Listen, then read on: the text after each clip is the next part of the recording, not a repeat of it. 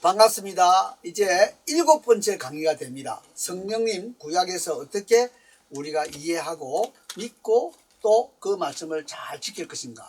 그래서 제가 지금 우리 이 이스라엘 포럼에 주일날 5시마다 드리는 예배에 지금 현재 하고 있는 주제는 성경을 어떻게 읽을 것인가, 성경을 어떻게 먹을 것인가, 성경을 어떻게 지킬 것인가. 말이 비슷한 것 같아서 조금씩 다릅니다. 그래서 우리 그런 이야기인데, 우리가 오늘은 이제 드디어 7번째 내용을 진행합니다. 이것은 뭐냐면, 자 보세요. 성령님이 우주를 지으셨다 하는 것에 관련된 내용을 우리가 다루었습니다. 이제 오늘은 우리가 지난번에 조금 이어서 어떻게 사람을 성령님이 역사하시는가에 대해서 다루었습니다. 그러면 이제 그 다음 논리가 뭐냐면, 사람이 모여 사는데, 모여 사는 공동체, 이 공동체를 어떻게 성령님이 만드시는가 하는 이야기입니다. 할렐루야. 굉장히 논리적이에요. 그러면 이제 나머지는 뭐죠? 그 공동체를 인도하는 자들, 요게 인도자죠. 리더십이죠. 어떻게 그런 리더십들을 만들었었는가. 이고 마지막은 그 리더십 중에 가장 중요한 게 말씀을 우리에게 주는 하나님의 입이라고 말하는 선지자를 어떻게 하나님은 성령님을 통해서 역사하시며 그들이 우리에게 기록으로 또는 구두로 입으로 말씀을 전했는가. 그것이고, 그것이 마지막에 가면 뭐죠? 바로 그 선지자의 그 선지자, 오실 그 선지자로 말했던 이 예수님이 메시아로서의 구약에서는 어떻게 예언하고 또 이루어지는가 하는 것이고, 그 다음에 마지막은 이 예수님이 오실 때까지의 400년 동안에 그 있었던 하나의 구약과 신약의 중간 시대에서 성령님은 어떻게 역사했고 유대인들을 어떻게 이해했나를 바톤을 받아가지고 드디어 예수님이 이 땅에 오셔서 성령님으로 말씀을 전하는 그 성령님에 대한 내용이 신약에 전달되는가. 그까지 하면 이게 이제 구약의 성령님이 제대로 커버가 되어서 넘어가는 거예요. 그럼 오늘은 이제 거기에 큰 틀에서 세 번째, 신앙 공동체를 어떻게 성령님이 만드시고 그거를 보존하시고 그거를 상도 주시고 그것도 벌도 주시고 하는 이 일들을 하셨는가 하는 점인데, 굉장히 구절이 많지요. 앞에보다는 많지요. 왜요? 이게 벌써 공동체 창조기 때문에 여기는 한 사람이 아니고 공동체니까 굉장히 요인이 많아요. 그래서 오늘 하나씩 보겠습니다. 자, 이제 여러분이 보시면 굉장히 재미있는 게요. 첫째 본문이 뭐냐면 이 본문이에요. 출애굽기 13장 17절로부터 14장 8절과 15장 8절부터 10절인데, 간단히 말하면 이게 뭐죠? 애굽을 나와서 어디로 가죠? 홍해를 지나서 가나안 땅을 향한 광야로 들어가죠. 이 홍해를 지나는 이 사건, 이게 신화입니까? 역사입니까? 이게 실제 일어난 역사예요. 예, 역사인데 많은 사람들이 질문합니다. 실제 지금 우리가 이집트 가서, 예? 그 수에즈 우라 있는 데로 가서 밑에 지하로 뚫어놓은 데를 해야 도로를 타고 해보면, 이거, 아무리 하나님의 기적이라도 지금도 막 내려가는데도 절벽이고, 올라오는도 절벽이고, 매우 깊은 이런 바다인데, 이거를 젊은이들만 움직였다 그러면 이해가 되지만, 이 몸이 불편한 할머니나 할아버지들이 어떻게 내려가고, 어떻게 올라가나. 아무리 땅이 육체를 이렇게 갈라진다 하더라도 내려가는 것과 올라가는 길에 대한 굉장히 어려운 질문이 있어요. 그래서 김성학 같은 우리 한방으로의 박사님이라 부르는 김성학, 우리 이제 지금은 감리교라서 권사님이라 그러다가 지금 어디까지 갔는지 모르겠는데, 이분이 제안하기를 이거는 그 수에즈만에 말하는 홍해 이게 아니고 이거는 아카바만에 있는, 예? 그 홍해를 가리킵니다. 그것도 홍해입니다. 그런데요, 내가 그 아카바만에 가서 한 며칠간 이렇게 개인적으로 있었는데, 내가 수영을 너무 좋아하니까, 보세요. 왼쪽으로 보면은 이스라엘이고, 그 다음에 중간으로 보면 요르단이고, 그 다음에 완전히 오른쪽으로 보면 사우디입니다. 거기가 지금 거기에 있는 그 소위 말하는 아카바만에 있는 거기에 바닷가입니다. 자, 거기서 제가 이제 수영을 하는데요. 굉장히 제가 수영을 좀 잘하는 편이고, 매일 즐기니까 상당히 멀리까지 갔어요. 예? 그래서 제가 상당히 멀리 갔는데, 딱 서니까요, 내 작은 이 한국판 4km, 물이 여기까지밖에 안 와. 바다에 한 박물관 들어갔는데 이거 이상하다. 이거 어떻게 물이 이렇게 가벼운 했는데 거기 알고 보니 조금 멀리 가면 매우 깊은 아카만인데 요 어떤 폭에 그거는 매우 얕게 되어 있어요. 근데 거기를 이제 사람들이 탐사를 해보니까 뼈도 나오고 또 애굽의 소위 말하는 말과 마병의 이런 흔적도 나오고 이런 거요. 그러니까 이제 고민이 뭐냐면 저 수에즈만에 있는 그 홍해를 걷느냐 아니면 이 아카만에 있는 이 홍해 즉 어떤 거리를 놓고 상당한 거리입니다만은 그 거리는 이렇게 굉장히 깊지 않고 상당히 합리적으로 깊단 말이에요. 그 어떤 부분에 가니 내가 그렇게 수영을 많이 가도 딱 서니까 딸랑딸랑하고 서지는 이 작은 키로 서지는 정도밖에 깊이가 안 되는 이리로 건너간 게 아니냐 사우디로 간 거 아니냐. 그래서 이게 후자가 힘이 실리는 상황에 있어요. 왜냐하면 거기 사우디에 가면 라오제라는 산이 있는데 라오제라면은 아몬드란 말이에요. 아랍어로든 히브리어든 라오제란 말의 단어의 뜻은 아몬드입니다. 근데 아몬드는 우리나라에 나무가 없어요. 그 이거를 번역할 때 아몬드가 처음에 봄에 꽃이 필 때 꼭 살구꽃 같거든요. 그래 이거를 예레미야 1장에서 이 쇼케드란 단어를 번역할 때 살구나무 꽃이에요. 살구나무라고 번역한 거예요. 본래는 뭐라고요? 아몬드요, 아몬드. 여러분 아몬드 먹죠? 연세 든 분들 이제 50대 앞뒤로 갈 때는 아몬드를 많이 사셔야 됩니다. 여성들은. 근데 이 아몬드는 뭐가 중요하냐면요. 우리 사람의 눈과 같아요. 좋아가는 사람들이 아몬드만 딱 넣으면 예쁜 눈이 돼요. 이거 하나님 주신 참 괜찮은 과일인데 아몬드는. 그래서 요즘 건강식품 중에 하나가 아몬드입니다. 그런데 이 라오즈가 아몬드니까 너무 놀라운 거는 이 라오즈 산에 꼭대기 가면 아몬드 나무가 있는 거예요. 그러니까 그래서 이게 아몬드죠. 라오즈지. 그런데 이 라오즈 산에 기슭에 가면 성경이 말하는 그런 증거가 너무 많아요. 한 3층 높이의 바위가 딱 쪼개져가 서 있어요. 바위가 쪼개지면 물이 나왔잖아요. 여러 가지 성경이 말하는 이런 증거들이 넓은 광야에 200만, 250만이 거주할 수 있는 영역을 사우디의 그 광야에는 있는 거예요.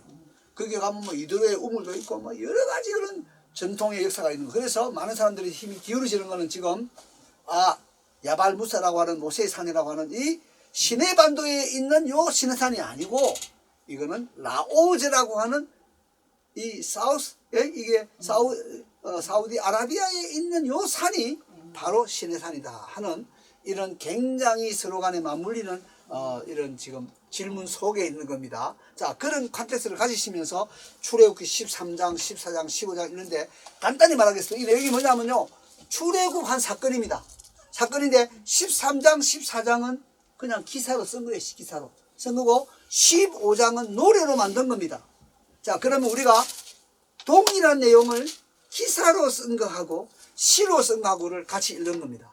읽을 때 어떤 일이 발생하냐. 여기에 공동체 창조에 대한 놀라운 정보가 나옵니다. 그러면 13장, 14장 이럴 때는 뭐죠? 그냥 홍해를 건넜다. 예? 그리고 뭐 강한 동풍이 와가지고 물들을 이렇게 갈라내어서 그 육지를 건넜다. 이렇게 되는데 15장은 신데 여기에 놀라운 말이 있습니다. 15장 8절로부터 10절을 보겠습니다. 이 배경은 뭐죠? 실제 역사적인 기사로 말한 출애굽기 13장 17절부터 14장 8절을 끼고 15장 8절부터 10절을 읽는 거예요. 자, 출애굽기 15장 8절부터 10절을 읽겠습니다.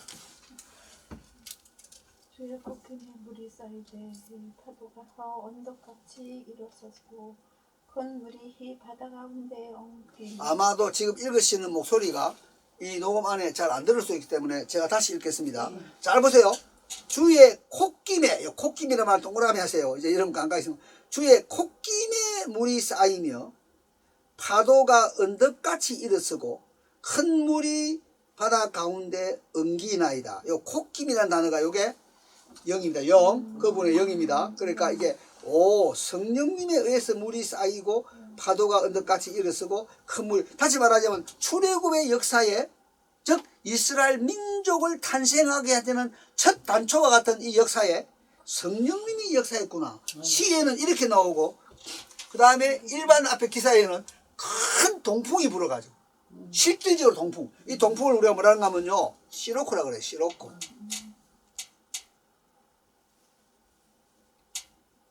시로코.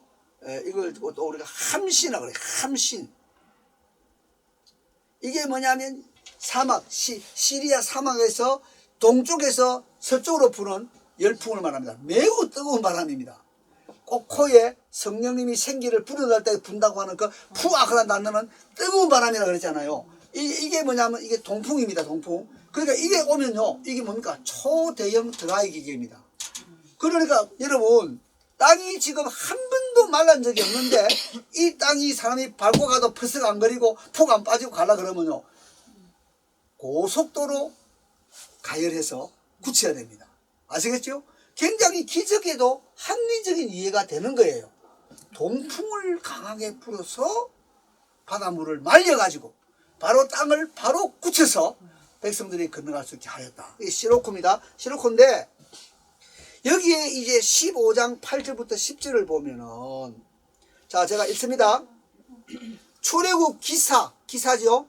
기사는 13장부터 14장인데 출애굽 기사의 내러티브는 홍해의 노래라 불리는 시가와 15장을 비교하면 홍해를 육지같이 가른 강한 동풍 루아흐 카딘 강한 동풍이 뭐라고요? 시로코 함신입니다는 바로 당신의 코에 루아흐 생기를 불어넣었던 당신의 코에 루아흐이며 당신의 코의 영이며 당신께서 당신의 영을 루아흐를 뭐하다면 부심에 나사프 부심에라고 지적한다. 그러니까 여러분이 출애굽기 15장 10절은 정말 여러분이 동그라미 해놔야 됩니다.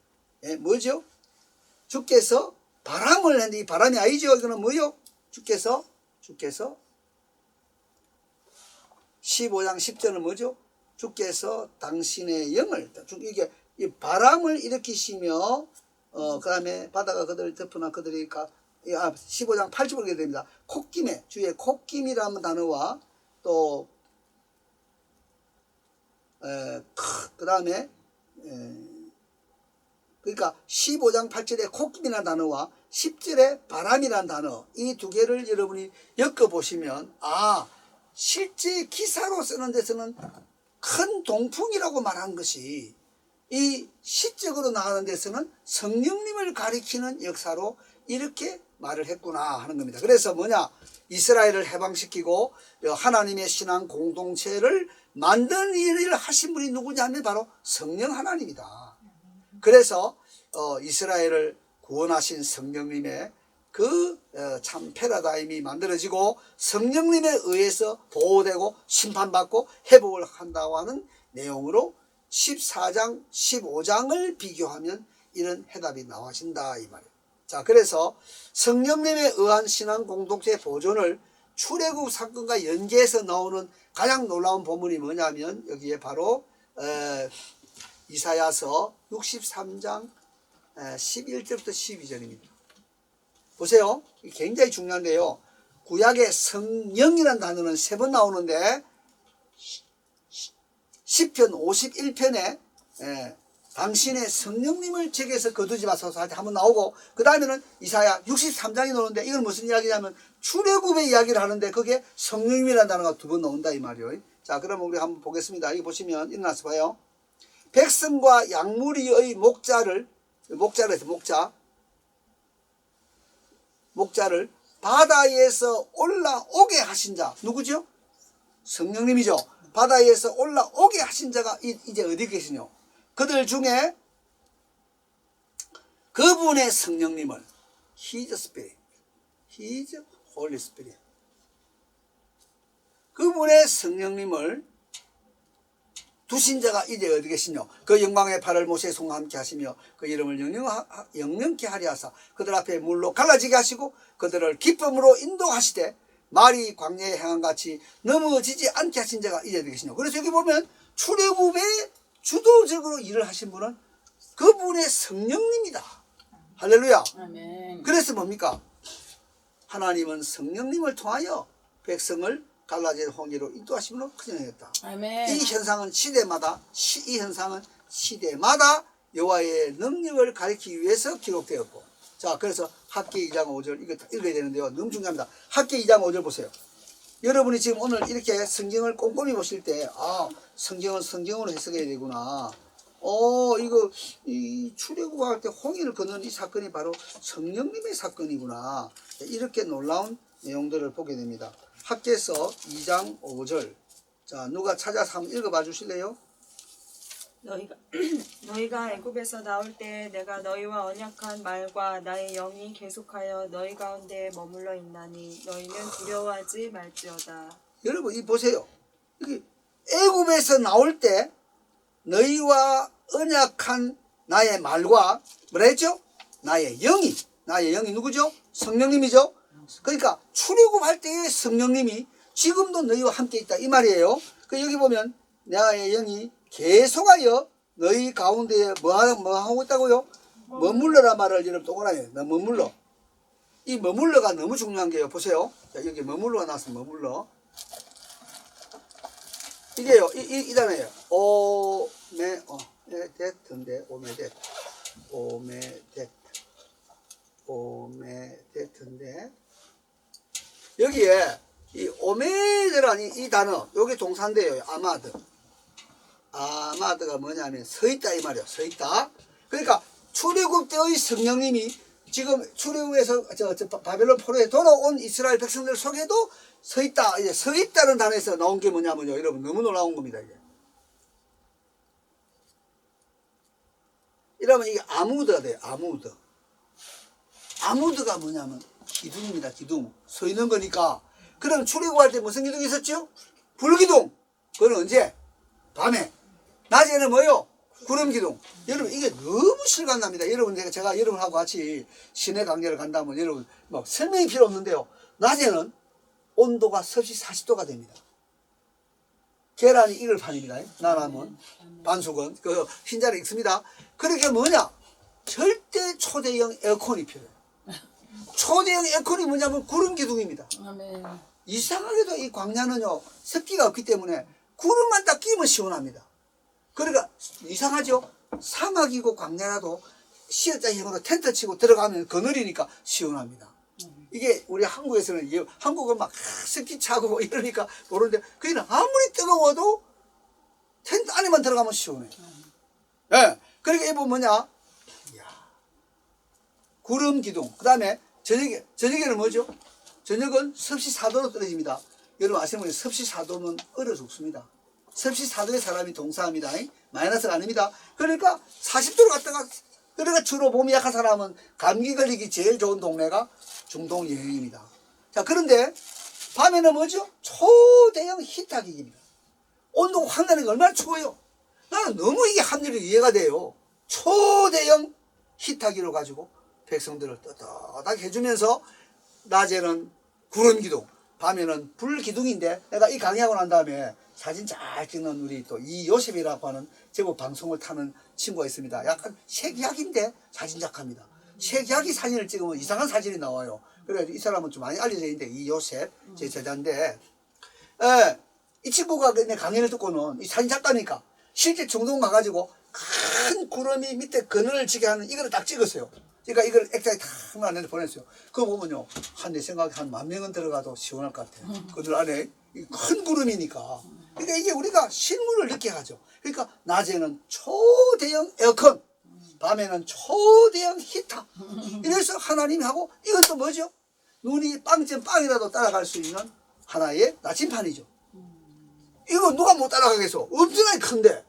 그러면 따라가면 돼. 한 번도 가본 적이 없지만. 그러니까 여러분과 제가 진짜 성령님의 인도를 사모하면 매일 순간순간에 일어나는 그 일들이 성령님의 인도가 됩니다. 아멘. 그리고 성령의 인도함을 받으면 육체의 욕망을 이루지 아니합니다. 아멘. 성령님을 위해서 씨를 뿌리면 아멘. 영생을 건다가는 오늘 우리가 이렇게 앉아서 우리 또 이렇게 교감선생님의 모친님이 참석하셔서 이렇게 공부할 줄은 예전에 미처 몰랐어요. 저도 몰랐습니다. 진짜 오늘이 너무 놀라운 거예요. 예. 그런데 이게 보세요. 손도 이렇게 뭐 맞짱 떠어놨다고 이게 다 성령님을 모시고 정말 주님 앞에 살아가는 분들이 참석을 해놓으니까 핑민정석에 굉장히 높잖아요. 오늘 우리 촬영하시는 전도사님은 엄청나게 중요한 사명을 오늘 나하고 같이 악수를 한 거예요. 진짜 하나님의 영광을 위해서 우리가 한번 이런 일을 해보자. 상상을 초월하는 일이 일어나고 있는 거예요. 자, 그래서 보시면 학개서에서 나오는 말은 뭐냐? 때 그 구름 기둥 안 먹어도 출애굽할 때 머무르 섰던 그 불기둥 구름 기둥이 지금 너희 가운데 있지 않냐? 이렇게 그 성령님의 그 연속적인 존재를 설명하고 있다 이 말이에요. 그래서 시대마다 여호와의 능력을 가리키기 위해서 기록했다. 자, 그런데 이걸요 고린도전서 10장에 가면 너무 놀라요. 자, 읽어봅시다. 고린도전서 10장 1절로부터 4절. 고린도전서 1장 10절로부터 4절입니다. 지금 제가 이번에 이 강의를 통해서 여러분에게 좀 보여드리기를 원하는 것은 뭐냐면 성경은 꼼꼼히 제대로 읽어야지 아멘. 얼렁뚱땅으로 속도로 읽으면 못 건진다는 거예요. 아멘. 이거는 이런 뜻이니까 이게 이래요. 자, 고린도 10장 1절부터 4절. 형제들아 나는 너희가 알지 못하기를 원하지 아니하노니. 잘 보세요. 우리 조상들이 다 구름 아래에 있고, 구름 맞죠? 불기둥, 구름기둥, 그죠? 구름 아래에 있고, 낮에는 구름기둥, 밤에는 뭐요? 불기둥. 같은 실체가 다른 기능으로 작용하는 겁니다. 있고, 그 다음에 보세요. 바다 가운데로 지나며, 맞지요? 바다 가운데로 지나며 모세에게 속하여 다 구름과 바다에서 뭐를 받고? 침례를 받고. 요거는 세례 번역하면 안 되겠죠? 이건 침례지. 물에 완전히 잠기는 거지. 침례를 받고 다 같은 신령한 음식을 먹으며 만나와 또 뭐죠? 메추라기와 또 바위에서 쪼개놓은 생수죠. 먹으며 다 같은 신령한 음료를 마셨으니 이는 그를 따르는 신령한 반석으로부터 마셨으며 곧 그 반석은 뭐다? 그리스도시니라. 이렇게 됐어요. 자, 이렇게 해서 이 출애굽할 때의 사건을 완전히 신앙적인 관점으로 이렇게 해석하는 거예요. 성령님도 계시고 예수님도 계시는 이 놀라운 역사를 이야기했습니다. 그런데 13절, 12장 13절 이거는 꼭 좀 여러분 기억하셔야 돼요. 고린도서 12장 13절 너무 중요한 건데 보세요. 우리가 유대인이나 헬라인이나 종이나 자유인이나 다 한 성령으로 뭘 받아? 침례를 받아. 이거는 세례라고 우리말을 썼지만 원자대로 하면 침례요. 침례. 물속에 담긴 침례를 받아. 그게 뭐죠? 한 몸이 되었고 또한 한 성령님을 마시게 하셨느니라. 할렐루야. 출애굽의 이미지를 가지고 유대인과 이방인을 하나로 만드시는 침례와 성령님으로 마시고 함께 되는 이런 놀라운 역사를 말했습니다. 이게 되면요. 여기다가 적어 놓으세요. 여기 유대인이나 헬라인이나 종이나 자유자나 이거 있죠. 갈라디아서가 뭐가 하나 되어 있죠? 남자나 여자나 예수 그리스도는 다 하나이니라 이 말 있죠. 자, 이거 보세요. 이거 여러분 아셔야 됩니다. 유대인들이 하루에 3차례 기도하는데 해 뜨고 나서 해 뜨고 4시간 이내에 하는 기도를 새벽 기도를 합니다. 샤하리트. 아시겠죠? 몇 시부터 기도하는 간에 자꾸 해 뜨고 4시간 이전에 하는 기도는 다 새벽 기도입니다. 그 다음에 해 뜬 다음에 6시간 반 이후에 하는 기도를 민하. 이게 뭐냐면 낮 기도입니다. 낮 기도. 그 다음에 해 지기 전 1시간 반부터 잠자리에 들어갈 때까지 시간에 기도하는 기도를 마리브. 우리말 하면 저녁 기도입니다. 유대인은 하루에 몇 차례 기도한다고? 3차례 기도합니다. 다니엘서 6장 10절에 보여주죠? 다니엘이 하루에 몇 차례 기도했다고? 3차례! 무릎 꿇고 문을 열어놓고 진짜 대단한 이야기야. 하나님께 감사하는 기도를 했습니다. 그러면 다니엘 시대부터 벌써 유대인들은 하루에 3차례 기도했네. 지금도 유대인들은 그 전통을 가지고 있는 거예요. 그리고 이것이 신약에 오면 기도 시간에 기도 시간이라는 말은 유대인들이 하는 풍속이 교회 안에 그대로 들어와서 바꾼 것 뿐입니다. 그러니까 우리가 기도 시간이 있는 거예요. 우리가 새벽 기도 시간이 있고 금요 철학 기도가 있고 한국 교회가요 아무도 모르고 하면서도 굉장히 성경적인 유대인들의 이 풍습을 잘 받아가지고 우리가 해온 겁니다. 자, 그런데 보세요. 여기 지금 12장 13절에서 여기 보시면 유대인이나 헬라인이나 종이나 자유인이나 그랬죠? 여기다가 우리 아까 말한 갈라디아서 3장 20절을 넣으면 뭐가 되죠? 남자나 여자나 여자랍니다. 남자나 여자나 다 우리는 한 침례를 받고 한 몸이 되었고 다 한 성령님을 마시게 하셨느니라. 자, 유대인들은 아침마다 기도할 때 감사를 합니다. 이렇게 합니다. 바룩 아타 아도나이 엘로헤누 멜렉 하올람 쉘로 쉘로라 말은 아니란 말이야. 뭐요? 뭐가 떨어졌습니까? 예. 괜찮지요? 예. 쉘로 아사니. 아사니는 말은 나를 만들었단 말이요. 나를 만들 로 하는 말이죠. 안 만들었다 이죠. 나를 안 만들어 뭐로? 첫째, 종으로 만들지 않았다. 그 다음에 이방인으로 만들지 않았다. 마지막 세 번째는 여자로 만들지 않았다. 그러니까 유대인들이 감사기도 하는 내용을 딱 잡아가지고 종이나 자유자나 유대인이나 이방인의 대표가 헬라인이 헬라인이나 남자나 여자나 다 한 성령님을 마시고 다 한 성령 안에서 하나다. 아멘. 할렐루야. 아멘. 그러니까요, 이 유대인들이 그렇게 매일 기도하는 그 감사의 기도를 한꺼번에 멍하게 만든 것이 성령님이 이 홍해를 건널 때 일으킨 사건이다. 아멘. 아멘? 아멘. 그러니까 여러분이요, 절대 성경은 사건도 알아야 되고 풀이하는 해석도 이해를 해야 되는 것이다. 이렇게 보는 거예요. 자, 그래서 이것이 뭐냐? 이스라엘 국가의 기초를 놓는 사건이었다. 모든 인간을 위한 우주 창조가 성령님에 의해서 현실화된 것처럼 출애굽 사건에서도 성령님을 통해서 홍해를 건너서 이스라엘을 인도하셨고 가나안에서 하나님의 백성으로 확립하셨다. 성령님을 통하여 이스라엘은 탄생되고 구원되고 확립되고 양육되며 유지되었다. 이게 여기 적어놨죠. 이사야 42장 5절을 참조하라 이렇게 되어 있어요. 자, 그러면 이사야 42장 5절 다시 한번 보겠습니다. 이사야 42장 5절.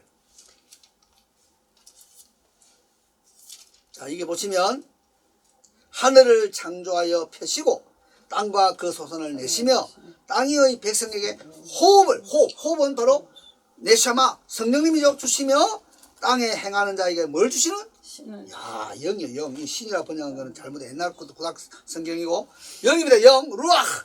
영을 주시는 하나님 여호와께서 이같이 말씀하시대. 그러니까 모든 생명을 주시는 분이 하나님이시구나. 그래서 이스라엘 공동체는 잘 보세요. 광야길에서 성령님의 인도와 보호와 계시와 심판을 상징하는 불기둥과 구름기둥. 그러니까 불기둥과 구름기둥은 성령님의 인도를 가리키는 표현입니다. 불기둥과 구름기둥으로 하나님의 언약궤에서 이스라엘은 특별한 의무에 종사했다. 언약을 파기하는 이스라엘 공동체의 여들은 심판을 경고했다. 약속된 정결의 날은 심판의 영과 불의 영으로 관련된다. 여호와의 심판은 은유적으로 표현된 하나님의 이스라엘의 뜨거운 김에 의해서 파괴될 것이다. 그의 호흡은 인간을 풀과 같이 시들게 할 수 있다. 광야에 방황하는 동안 여호와는 이스라엘을 심판하신다. 이스라엘이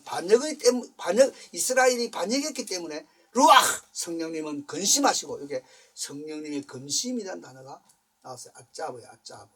아짜브라는 근심하시고, 하나님은 그 민족의 회개를 가져오고자 이게 하나님이 그들을 대적하는 것은 어디까지나 뭡니까? 괴로울 때 하나님께로 돌아오는 강구다. 그래서 심판은 끝이 아니다. 이는 하나님의 루ach 성령님의 임재 역시 회복을 가져오기 때문이다. 신실한 남은 자들은 그들에 대한 여호와의 복을 기대할 수 있다. 루ach는 결실과 풍요를 가져오며, 성령님은 결실과 풍요를 가져오며 그 민족에게 변화를 일으킬 것이다.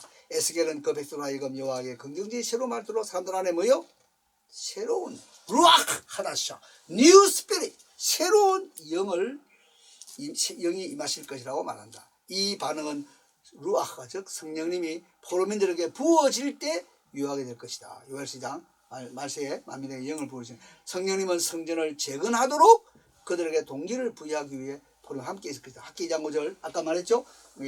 홍해를 나올 때 있던 그 성령님이 지금도 너희 가운데 있다. 이게 무슨 말이죠? 성령님이 역사하니까 이렇게 6년 동안 짓다가 10년 동안 중단한 거를 3년 반 만에 지어버릴 수 있도록 하는 이 감동을 옛날 성경에는 흥분이라 번역했어요.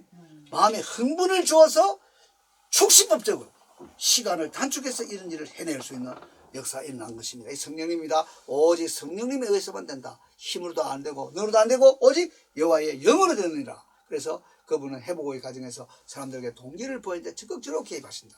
그의 백성과 가시는 하나님의 끊임없는 임재는 이거는 성문서에서도 나타나고 또 이것은 언제나 성령님으로 말미암다는 것을 시편에서 보여준다. 시편의 다윗은 성령님의 임재를 인정하면서 보호하시고 인도하시고 구원하는 하나님을 믿으며 다윗왕의 승리와 보존이 성령님의 간섭이었다면 이스라엘의 보존과 심판 역시 성령님의 의사라는 사실을 시편에서 우리에게 보여주고 있다. 이렇게 정리하는 거예요. 그래서 여러분은 이제 이렇게 공동체 창조도 성령님이 하신다. 교회를 만드는 것도 성령님이 하신다. 그래서 우리 둘이 한 성령님 안에서 하는 우리 둘이 한 성령 안에서 이것이 교회의 최소 단위인데 교회가 탄생되는 것도 이스라엘 공동체처럼 성령님이 하시는 것이다. 이렇게 이해를 하게 됩니다. 여기에 중요한 게 하나 있는데요. 그게 뭐냐면 이겁니다. 오순절날 사도행전 2장 1절부터 5절에 가면 오순절날 뭐였죠? 성령님이 강림하시죠. 그죠? 그래서 뭐가 되죠? 신정 소위 우리 말하는 교회가 탄생하죠. 그렇죠? 근데 이게요, 여러분 너무나 오싹한데요. 요게 꼭 같이 오순절날 출애굽기 19장에 오시면 3절 이하인데 제3일에 하는 말이에요. 제3일에 뭐가 오느냐?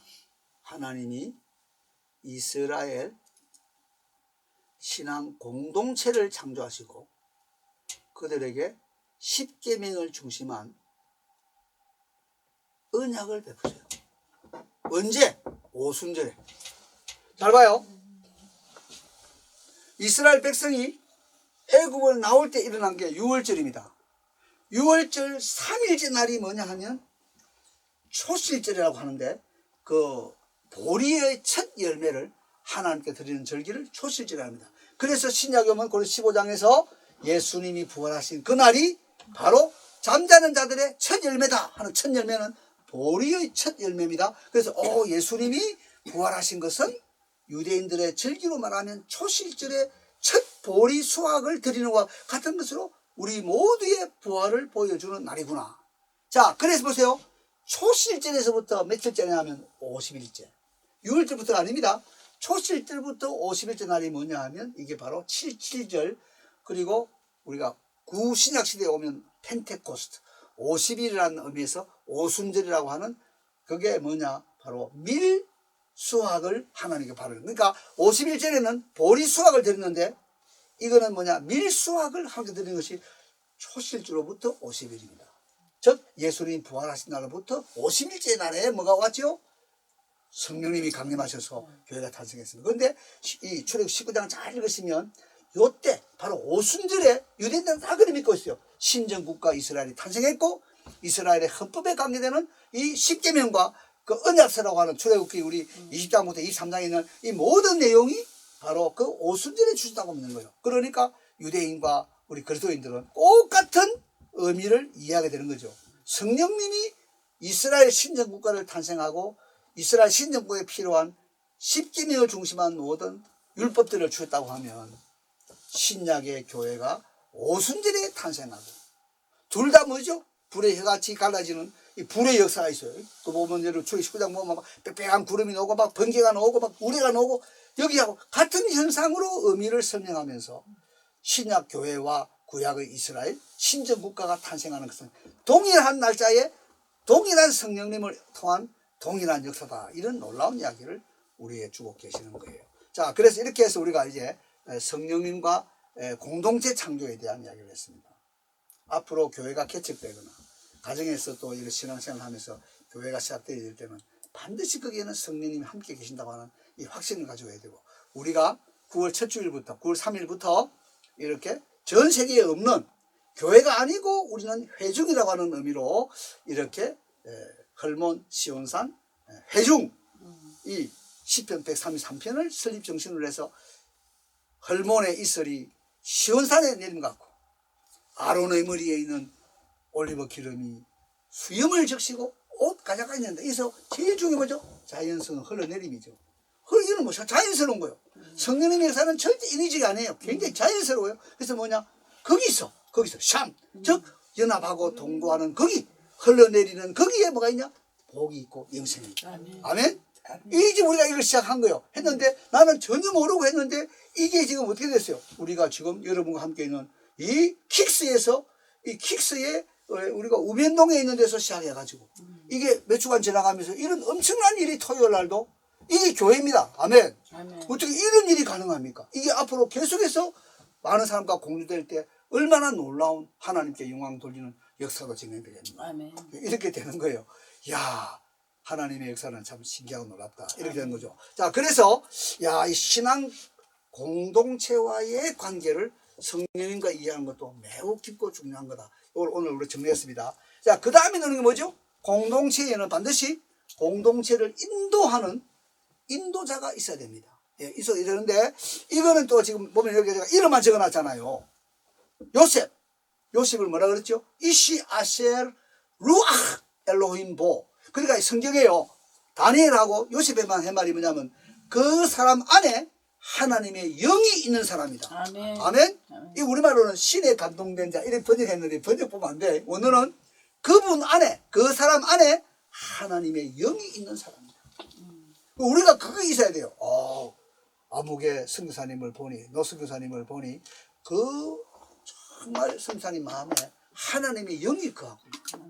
그게 뭡니까? 성령님의 사람이지. 그래서 이 요셉 버사렐 올리압은 아시죠? 성령님이 충만해서 손에 재주를 주어서 하나님의 이 성물들을 만들어내는 모든 일을 하는데 여기 등급이 있어요. 거룩의 등급이 있고 이 하는 업무의 등급이 있습니다. 그러니까 여러분 올리압과 버사렐 그 뒤에 또 따라오는 우리 순록하는 사람들 보면 이게 하나님의 일에는 이게 등급이 있구나. 목사는 장로는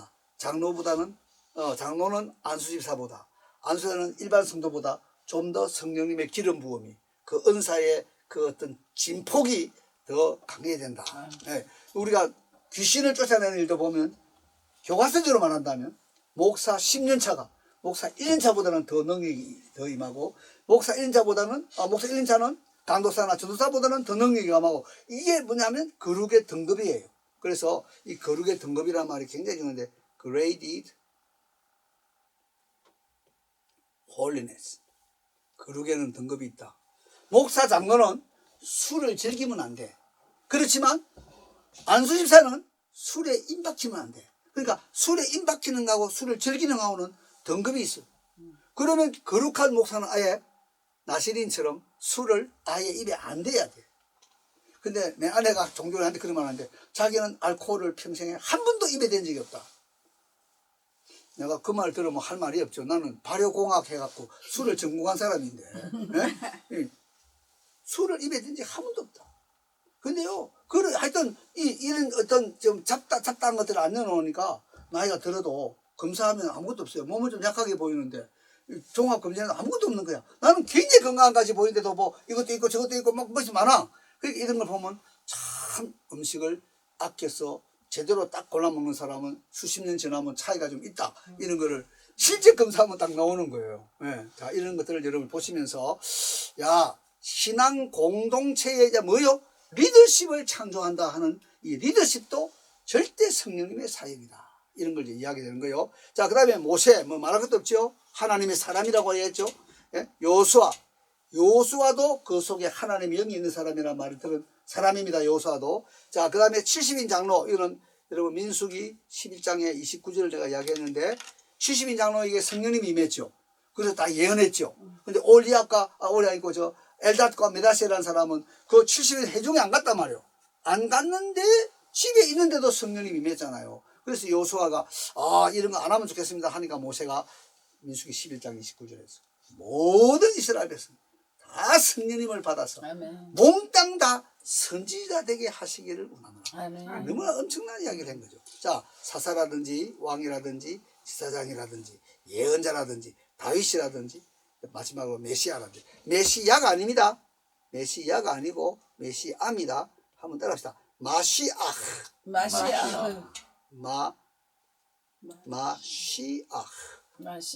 그러니까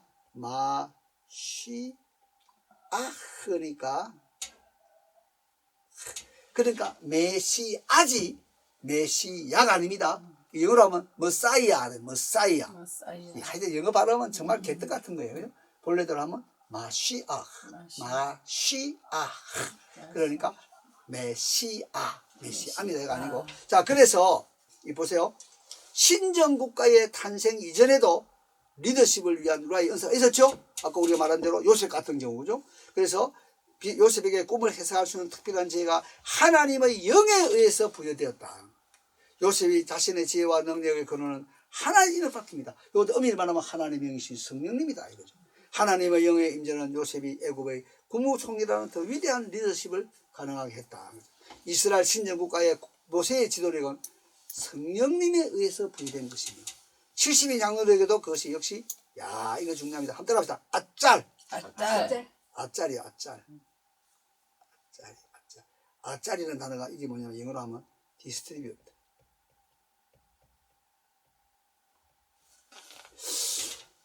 지금 오순절 은사 운동하는 사람들이 성령님의 기름 부음을 나누어 준다. 예? 임파테이션이에요. 이거 아주 오늘 감사해요. 이거 지금 말씀 안 했으면 내가 나오는데 또 한참 시간 걸릴 수도 있어요. 머리가 지금 뻐개가지고. 임파테이션이 뭐냐면 분배해 주는 거예요. 이게 어디서 왔냐면 민수기서 11장 16절부터 17절에서 왔어요. 이게 뭐냐? 아짜르민이에요. 아짜르민. 아짜르민이 뭐냐면 모세에게 임했던 성령님으로부터 아짜란다. 아짜리 뭐냐면 이게 분배하는 거예요. 이게 소위 말하는 임파테이션이에요. 그러니까 이 장로교나 이 신학교 교수들이 성령님의 임파테이션 이렇게 이야기할 때 막 찡거리고 이런 거는 무식해서 그런 거 무식해서 모세에게 임한 성령님을 70인 장로들에게 나누어 줬단 말이에요. 분배했단 말이에요. 여기서 임파테이션이 온 거예요. 그러니까 이런 보세요. 안수할 때 받은 은사를 함부로 하지 마라. 그러니까 성령님이 충만한 사람이 안수를 할 때 그에게 있던 성령님이 이 손을 타고 이분에게 전가되는 거예요. 전가. 예? 이게 뭡니까? 레위 1장에 보면 짐승을 잡기 전에 안수를 해라. 그 말은 뭐냐? 두 가지입니다. 내가 죽을 놈이다. 내가 죽일 놈이다 하는 거를 이 짐승에게 손을 얹을 때 그거를 여러 말 아이덴티피케이션. 그다음 뭐죠? 내 죄를 이 짐승에게로 옮긴다. 트랜스퍼런스. 그래서 안수하는 거예요. 그러니까 우리가 안수를 함부로 하면 안 되고 안수를 함부로 받으면 안 되는데 안수는 뭐냐 하면 하나님의 영이 주신 은사나 재능이나 어떤 것들을 그 사람에게로 옮기게 하는. 아멘. 예? 아짜르민. 분배하게 하는. 그래서 이걸 소위 말하는 임파테이션하게 하는 것이 바로 안수다 하는 것이고요. 요거 여러분 히브리서 여러분이 6장에 가면 1절 이하에 도의 초보가 뭐예요? 도의 초보. 초보가 뭐냐면 이게요.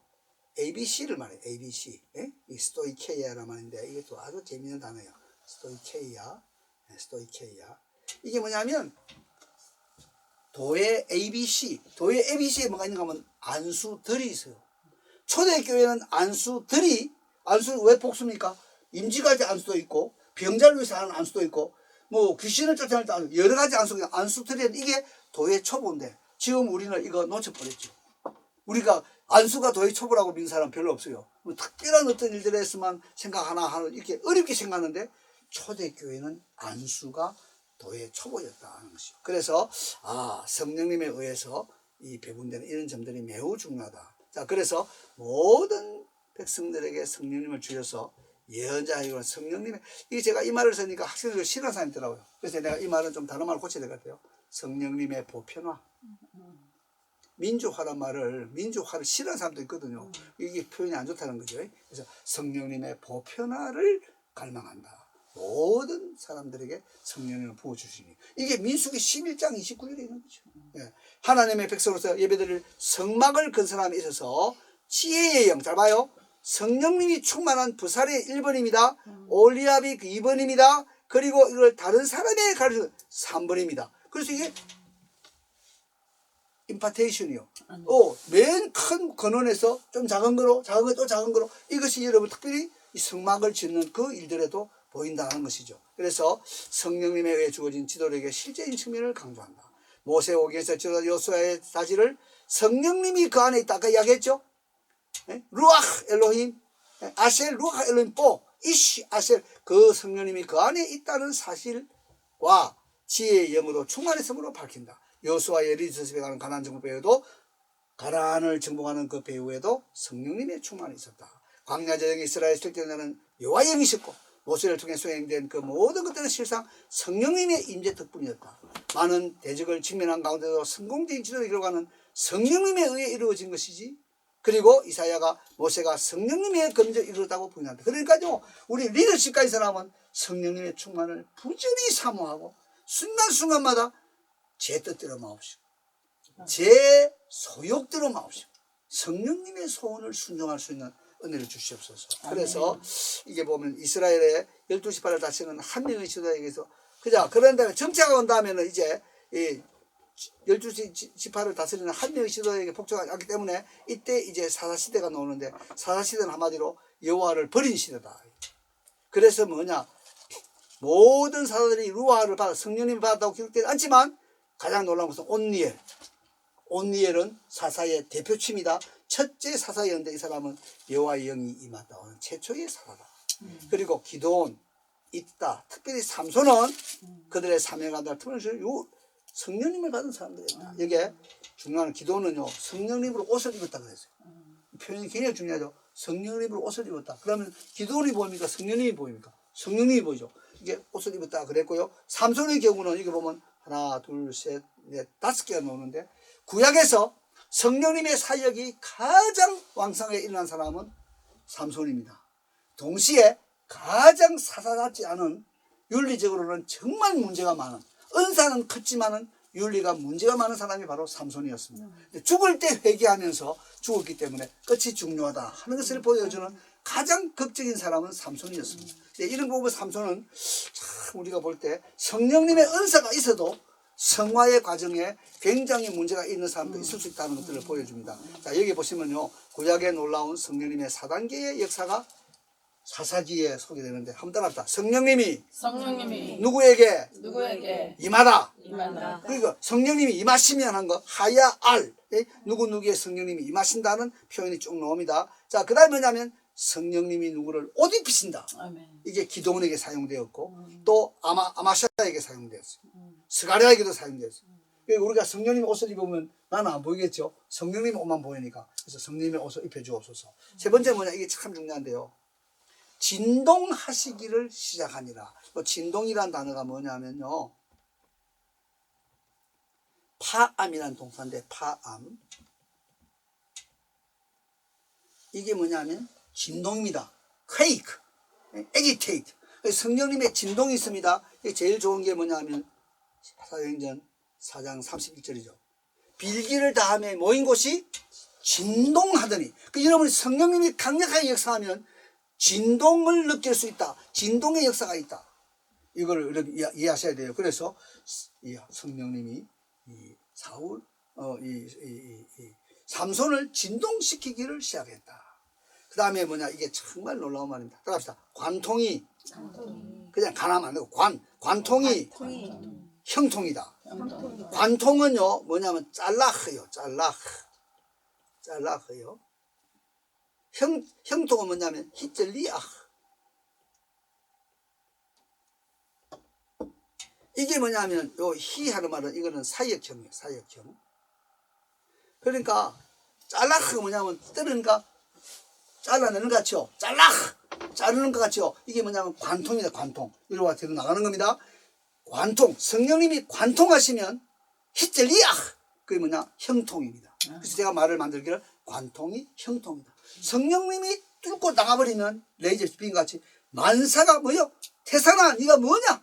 평지가 되리라. 할렐루야. 그러니까 성령님이 충만하면 모든 애로사항 난관에도 놀라지 않고 뚫고 나가는 레이저 빔이 돼가지고 하나님 일을 하게 되는 거예요. 자, 그래서 이런 중요한 내용들을 보시면서 요 네 단계, 인지한다, 옷 입는다, 진동한다, 관통한다. 이 네 가지가 성령 사역에 대해서 우리가 가져야 될 사사기에 나타나는 중요한 이야기다. 그래서 사무엘상에서 보면 사울에게 루아가 임했다. 그죠? 그래서 돌진이란 말이 뭐냐면 이게 바로 짤라흠이다. 예언했다. 또 그리고 사울은 그 성령님에 의해서 변화되었다. 근데 이 변화는 용기를 준 것도 표현한다. 그런데 이 성령님이 결국 떠났다. 사울로부터. 그래서 그가 이 백성을 인도하는 지도력이 매우 감소되어서 그 다음에는 뭐가 되죠? 그 여호와의 영은 누구에게로? 다윗에게로 옮겨간다. 그래서 이 왕들을, 이 왕의 역할을 하게 하시는 분은 절대 성령님이다. 이런 것들을 보여주시고, 자, 왕정 기간 동안 민족 내에 커져가는 환멸감 속에서 예언자들의 여러 왕들을 책망하고 권면할 뿐만 아니라 이상적인 통치에 대한 그들의 소망을 먼 미래로 판단하기 시작한다. 이러한 통치가 나타날 때 여호와의 영은 그에게 머무를 것이고 여호와께서 처음부터 바로 그런 지도자에게 요구된 능력을 그들에게 제공할 것이다. 지혜, 이해, 모략, 재능, 지식 그리고 주를 경외함이 그에게 있을 것이다. 아멘. 이게 바로 우리 예수님을 향해서 여호와의 종으로 임하시는 여호와는 민족에게 공의를 주비실 것이다. 그래서 이 종, 여호와의 종이라고 하는 예수님이 나중에 결국 메시아의 예언, 이사야, 이 선지자에 대한 이야기로 나올 수 있다는 거죠. 그래서 하나님은 기름 부은 메시아의 통치를 세울 뿐 아니라 심판과 회복의 도구로서 때로 이방 왕들을 사용하시기도 한다. 그래서 쭉 해서 이 성령님이 지도자의 사역에 역사하시는 분이다 하는 거. 여기 특별히 나오는 것은 예언자들입니다. 예언자들은 정말 성령님이 주시는 영감을 가지고 말도 하고 글도 썼다 하는 이런 점에 대한 이야기입니다. 자, 그래요. 여러분 잘 보시길 바라고요. 그 다음에 이게 보면 시편 51편인데 이게 너무 중요합니다. 결국 다윗은 49살에 초대형 사고를 일으켰죠. 자기의 신복의 아내를 취하고 신복을 결국 간접으로 살해합니다. 왜요? 임신했기 때문에. 왜 임신했습니까? 여러분 실제 사무엘하 11장에 가면 바세바가 목욕하는 걸 봤다 그랬어요. 이 목욕은요 여인 천하에 노는 것처럼 다윗을 유혹하려고 목욕한 거 아니에요. 이거는 레위기 15장에 노는 것처럼 정결 예식으로 여성이 이제 참 모든 그 생리 현상을 정리하는 정결 예식인데 실제 몸에 구조로가 나면 그날로부터 임신이 되는 벼랑기가 됩니다. 그럼 이 성경이 뭘 말하죠? 다윗이 알잖아요. 그걸 다 자기가 성인이고 49살 난 사람이니까 내가 오늘 부실절한 관계를 내 신복의 아내와 하면 틀림없이 임신한다. 그거는 목욕하는 거 보고 알아야 되는 거예요. 왜 이게 정결 예식이니까. 그런데 성욕이라고 하는 것은 불이에요. 다 타야만 꺼지는 거예요. 그러니까 자꾸 데려오라 하죠. 데려올 게 뭐 있어요? 하면 죽는 건데 아름다워 보이냐 자세히 보는 거예요. 그냥 봤는데 목욕하는 걸 봤잖아요. 그 다음부터 눈 감고 뒤로 돌아 앞으로 가 하고 따지고 탁 치면서 갔으면 아무 데가 없어. 그러면 드라마로 말하면 재미가 하나도 없지. 3류 드라마로 말하면. 그런데 사건이 그래 안 되는 거야. 자꾸 보는 거야. 근데 하는 말이 심히 아름다워 보이는지라. 이건 꼭 창세기 3장 같이 음식하고 보암직하고 먹으면 죽는 건데 먹으면 죽고 죽으리라 그랬는데 생각이 그래 안 오고 꼭 졸음이 오면서 운전하는 사람이 차에 받치면 뽀뽀하는 거지 하고 꼭 가면 완전 병신에 보고 죽는 건데 그래서 생각하면 누가 졸면서 운전하겠어요. 근데 운전할 때는 잠이 올 때는 생각이 로맨틱하게 가는 거야. 이게 그냥 뭐 죽는 건데 죽는다는 생각이 안 든단 말이요. 이게 우리 인생의 인약성이에요. 그래서 이 참 중요한 이야기인데 결국 다윗이 이 죄를 깨닫고 피 흘린 죄를 깨닫고 엄마가 나를 모태에 출생부터 나는 죄인으로 태어났다 이런 걸 깨달으면서 세 가지를 이야기했어요. 이거 너무 큰 겁니다. 첫째 뭐죠? 깨끗한 마음을 창조해 주세요. 남의 아내가 목욕하는 걸 내가 볼지라도 이 내 아내가 아니잖아. 뒤로 돌아 앞으로 가 할 수 있는 이 깨끗한 마음은 하나님이 창조해 줘야 되지 내가 뭐 만들어야 되는 게 아니다. 두 번째는 뭐죠? 아무리 깨끗한 마음이라도 이게 왔다리 갔다리 하면 안 돼. 확정된 영을 새롭게 이게 우리말로는 정직한 영을 했는데 정직이란 말은 원어대로 말하면 확정입니다. 내 마음이 확정되어서 하는 그래서 확정된 영을 새롭게 해주시옵소서. 그 다음에 뭐죠?